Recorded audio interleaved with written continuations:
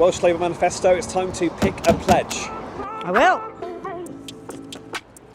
Build 100,000 homes in a decade, including 40,000 low-carbon social homes. Now this will make a difference to people, it'll help them with the cost of living, it'll stop homelessness.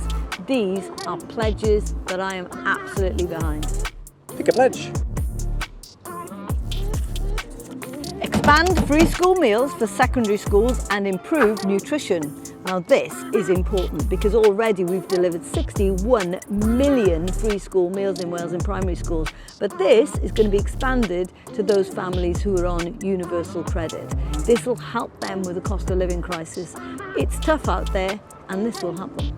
Pick a pledge.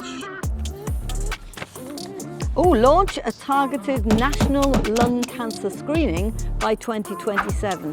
This is important, it's going to save lives, early screening, saving lives, and on top of that there's going to be support for children with cancer when it comes to getting them transport to make sure they can get the treatment they need.